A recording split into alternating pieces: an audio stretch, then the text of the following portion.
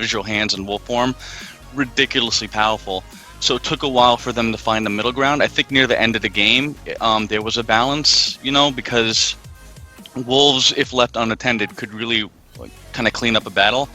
And we were always very strong in PvE. Like, we were always very strong against monsters. Yeah, we couldn't one-shot things like Nosferatu or imps, and we couldn't grind down rooms the way skeletons could. Like, a group of skeletons could rip apart rooms so easy with double and melee. But if you needed a room cleared that was really dangerous, a wolf could clear it. With a few exceptions. But for the most part, a couple of wolves could pretty much hunt anywhere in the game with almost no fear of dying. Right, and I noticed that that you switch stances a lot. And did you hunt in normal stance, or were you in aggressive? Here's the thing with wolf form, the special thing. You kind of were a monster at that point. So there were certain things that a lot of people, if you have played the game for a long time and have seen my comments on the boards, you would know this because I bitched about it a lot. And again, a lot of that has to do with bias, but it's the truth. It was a distinct disadvantage of the job, the way the class worked. Combat stance absolutely had no impact on anything with wolf form. The main reason for switching in combat stance is so if I shapeshifted back to human, then it would matter.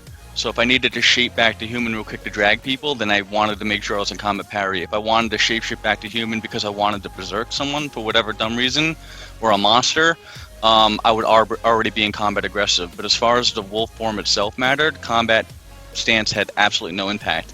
Certain skills that wolves had, you could not use in wolf form. You couldn't use any items. You couldn't bandage yourself. So if you got one shot and you got bled, chances are you were going to die no matter what, even if you didn't get stunned, because it took time to move and shape, and then you had to hope that you didn't fail your shape, and then you had to bandage. You couldn't use hospitals in wolf form. You couldn't pick up items in wolf form.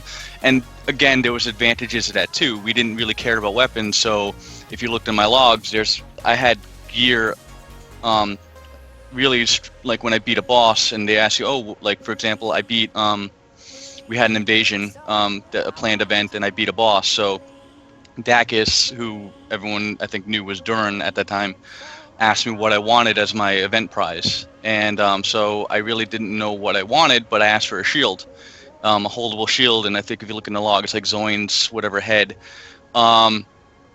So I like to hold items. So if it was a jewel, and if I can hold it, I would put it in, as long as it didn't affect my attack timer. So weapons would affect your attack timer, but jewels didn't. I could hold it in my hand and get the effect from that. But again, Right, certain spells didn't matter at all. Like strength enhances didn't matter. Just anything that affected combat. Evasion didn't matter in wolf form. None of that stuff mattered. Right, yeah, that's definitely a plus to be able to have two forms. So, and then let's say the combat stances you said that didn't matter, but if you were in parry and you're running around during an invasion and trying not to get killed, did that affect your wolf shapeshift form? Like if somebody tried to backstab you in parry, did that help or did that not matter? In human or wolf form? In wolf form. In wolf form, it didn't matter. Interesting. It didn't matter. It didn't negatively affect, and it didn't positively affect anyone's ability to pass backstab or to hit me. If you look at a lot of my logs, certain jobs, there's nothing I could do. If I got stunned, I'm done. I couldn't go into combat parry. I couldn't shape back into human if I'm stunned. I would just get chain stunned out and killed. My best hope would just be trying to get out of the room. It mattered a lot though in human. Going combat parry, that mattered. There was a lot I could do, even with shitty perception. Because there was a point where I'm level 70, and before I got rebuilt, my perception was 238. It was terrible because I didn't fully train it, because a lot of people back then didn't train it and didn't fully understand how things worked. And but I had over 400 evasion, and I had about 350-ish weapon skill, and there's been instances where people failed backstab, and I don't know if that was just dumb luck or because of the defensive abilities, but even if they passed, they couldn't follow up. So yeah, your evasion was crazy, man. Yeah, Wolves had 3 points in so a lot of people don't know how the point system worked, but Wolves had 3 points in defense. Skeletons actually had 3 points in defenses too. So Wolves and Skeletons defense actually were equivalent. Wolves just had higher decks, base decks. So, and I was also max realm title, so that mattered as well.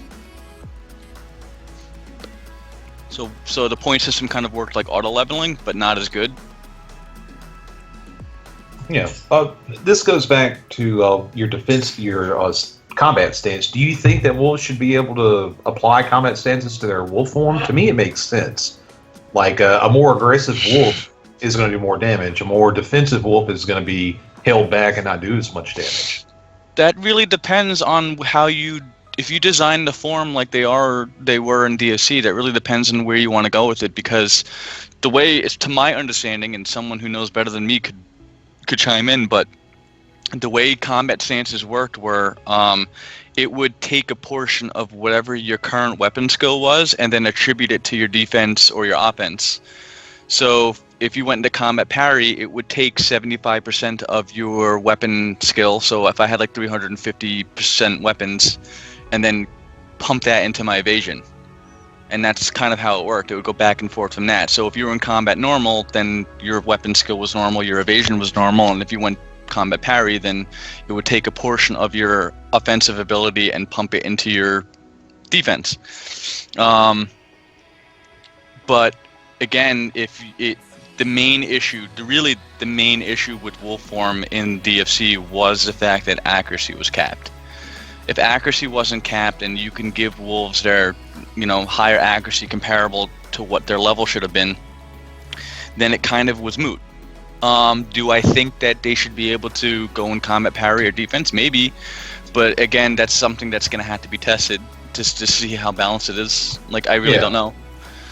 Now, I'm with you for the most part. Like, I want a game that is playable. I want an alpha that everyone can get in, try it out, and help test it out. And the quickest way to do that is to basically match it up to what we had in DFC. Any kind of changes can come later. Yeah, I mean, if you guys kind of have, for the most part, the game at this point, you have it. And I think the main things that need to be done is, in my opinion, is just get a vanilla out there, get the game kind of to where it was at its base, and then you can worry about what balances you want to make and where you want to go with things and how you want to change things around. But that was the beautiful thing about DFC, is that like nothing, they were cookie cutter in the archetype, but no job or class was exactly alike. Every single job was different, even by a little bit, and maybe that gave one job an advantage over another. Like personally, in my opinion, of the crafters, I thought Goblin was the best crafter, and that was simply because of hide and sneak and more so because of bombs, But if it came to actually doing the crafting job, I personally thought craftsmen were better because they had endurance and they had better. If they played dwarf, for example, they had more encumbrance and they can hold more equipment and things like that. And if you wanted to go like a more balanced route, then Cult of Xanakus, the Fixer Demons, were really, really good. And then it got exacerbated by the fact that certain ammunition was different. So Evil had the best ammunition for a long time. I'm not sure if that got changed later on, but Globs of Hellfire were way better than anything Chaos and Good had, like by far. And I don't know if that was by design because Goblins had bombs and Craftsmen could wear plate armor and things like that. But like for a while, like we would, like Zunk, if anyone remembers him, he would just destroy everybody by himself. But I mean, we would get as good as we gave. I mean, people like Vanania, people remember her, and like Dernick, which is Ferric's craftsman, and like, oh no, Delve was a craftsman, but Dernick was another one, and Algernon and stuff like that, and Shrapnel. They would destroy people, and then in Chaos again, it was like the same thing, like Rurik and Tiborin and all them. So, it really. Again, I don't want, and I think that's the same thing. It's the appeal that the DFC had. I don't think anyone really wants anything that's cookie cutter. Absolutely not. Yeah, that's kind of I appreciate how Mythic and the other kind of groups that helped create the original and DFC were able to make you know, and I keep well, it's another word for unique, damn it. But you know, to have an approach, if you will, to combat, to spells, to defense, to offense, and all kinds of different things, and keeping it so that it's thematic with the realm type, you know, evil, chaos, and good. And I appreciate that fact very much. So I think as a developer, we want to keep it that way in in like 75%. Like, not, it doesn't have to always be the same, obviously, but that's why things like volley, things like light and dark, there's very critical parts to what we're used to, but we want to make sure that that they're not the same across the board, because then what's the fun in that? So I mean, if you guys can get, like, again, like the vanilla out there, like out of the alpha and out of the beta, and you get something like tangible and you get it working and it's running pretty well, then you can, like you said, then you can start worrying about the little changes here and there and kind of how you want to tweak things. And then, like, is it worth like creating a whole new job? Because like Elysian was right, like, because I didn't get on to really like watch your whole interview, and I watched it this morning as I was bored, and like speaking with Tharzadin, if anyone remembers him, he was Kosachi, a good friend of mine who played in AOL, and he became game master for a while. Like, going into the database, there were a shit ton of other jobs, other classes that were intended, and our belief is that Cade was intended to actually be a fourth realm at one point. And they had their own jobs, like Barbarian was a job, and we kind of, like, talking with him, we figured that maybe, okay, well, these had to be jobs that were meant for that realm, and they just didn't have time, and they rushed it. And like Evil had more jobs too. Evil had way more classes that were excluded from the game. Ghost was an intended job for Evil. Yeah, back in DF that was. Yeah. I had that list, the Ghost list. It was given to me for fun, just to mess around with it. It was a shock list. On Dio, but like Shadow Weaver, the Shadow Weaver was another vampire guild that was taken out, and I think Imps had another guild that was taken out. I don't remember their name. But like, so all right, so then do you want to like start bringing back those jobs in Evil? And then if you do that, are you going to put them way farther ahead in Chaos and Good? And then you want to start building more jobs for Chaos and Good? So I think at this point you know what's there, you have all the information for what's currently there. Figure out what's there, balance what's there, and then we can start worrying about, or rather you can start worrying about, if you want to start adding new stuff, and then what the potential consequences of adding a brand new class or job is to another realm. And then, because the thing, it's like a slippery slope, right? Because once you add something to something, then people in the other realms are like, all right, well, where's our new job? Like, where's our new class? And then, it's just going to keep going from there. So you really want to make sure that whatever you have to begin with is right. So, personally, that's my opinion on that.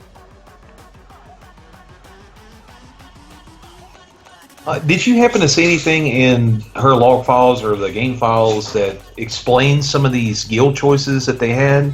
Because there are so many of these little guilds throughout that, they're not accessible, of course, by normal players, that I was just going through. I mean, there's one in Taming Castle, for instance, and it's crazy that they had all these in the game and just never did anything with them.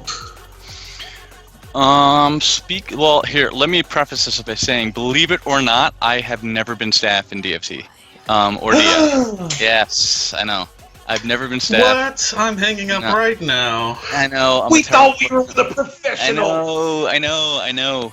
A lot of my information just comes from people who were staff, who I became friends with, and decided for whatever reason, they wanted to share information with me and things like that. And there was a certain point in the game, I guess, where I got respected enough, and just people knew me and trusted me, and I would talk to people. And a lot of people were like that, though. It was a very tight-knit community. You got to know people, and people would talk. The game was filled with, like, talkers, I guess, at that point, and a lot of players who became staff were victims of being hacked.